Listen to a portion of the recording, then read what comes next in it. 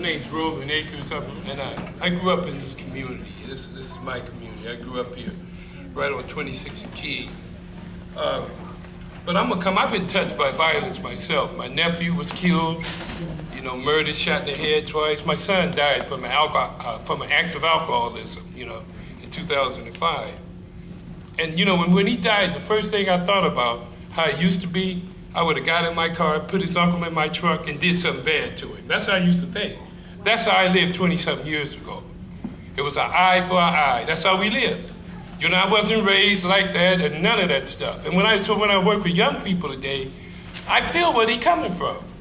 I understand that they're going through some pains. And see, what we don't understand, some of us, is that there ain't no big eyes or little U's out there. Ain't nobody big. These kids don't think you big because of your credentials. They don't care. What they try to find out is who's going to reach out and help them. And I can't forget where I came from. See, you know what? I don't forget my stock. My mom and dad helped a lot of people in this community with property. Helped them right here in Seattle. And I still chose to do the wrong thing. So when I look in the mirror, I always look at the mirror of myself first. I re-examine myself first before I start dealing with somebody else. And a lot of times I think we forget that. I think we look at some of these kids, right? Like they gangsters, like they ain't gonna change, and they ain't listening to you.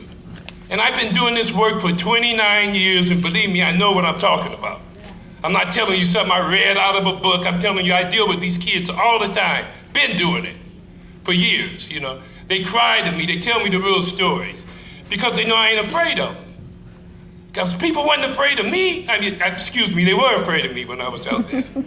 I'm sorry, I forgot that for a minute. They were afraid of me, because of the things I did, people I grew up with. Oh, Akers, you ain't gonna never do nothing. And who died and made them God?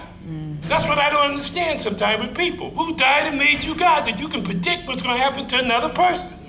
You don't have that power. All the power we have is to reach out and try to touch somebody and help pull them up if we can. If we can't do that, then we need to shut up. Because my mother used to say, if you can't help somebody, you ain't got no opinion. Shut up. That's what she used to tell me. Say, Roland, you ain't doing nothing but talking.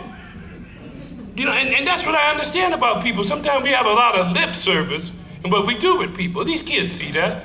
I'm not justifying and say what they're doing is right.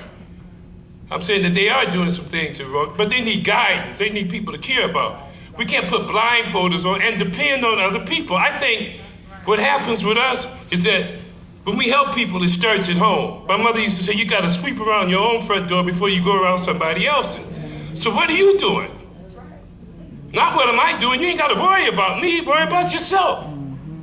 That's what I tell people all the time. They get to criticizing. Did you hear what happened over here? Yeah, I heard it. I know who did it. But what am I doing about it? What solution am I doing? Am I coming up with a solution, or am I the part of the problem? We got drugs in our neighborhood. We got alcoholism in our neighborhood. We need to take care of that. That's a big problem with our kids. We got to take care of that. We got to clean that up. My brother died because of alcoholism. My son did, like I said. So who am I to put blindfolders on and say this stuff ain't happening and worrying about what somebody else, I don't care what somebody else does for me. I'm going to go out and get it myself. I work with people as a team, but if they don't want to do it, I'm going to continue to do it because you know what? These kids are asking you, who's going to help me? A lot of times kids act out of fear. A lot of that stuff they do is out of fear. They want somebody to come up to them and say, hey, man, you ain't got to do that. And they understand that when you sit down, I'm not telling you can help everybody, but you darn sure can help somebody. It's something you can do about it. When a kid, I have to say this, right? I'm so glad that God allowed me another chance. See, because for years, I've been in recovery 21 years, right? But for years, I didn't have a clue. I didn't have a clue about life, and some of these kids don't. They lost. They need somebody to pull up and give them some structure. Help build them up, not criticize them. We already know that people are doing wrong. You don't need to come up and tell somebody you got a drug problem. A person with a drug problem already know they got a drug problem. Before you even come to them. But why you drink so much? I drink so much because I like it. And so they need to learn something else to like. So that's all I want to say. We need to build each other up. Not the criticism, but the empowerment. Thanks.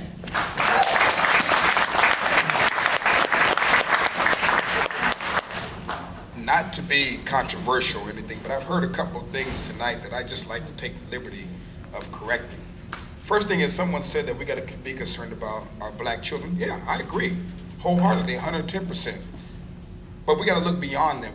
We must be concerned about all children.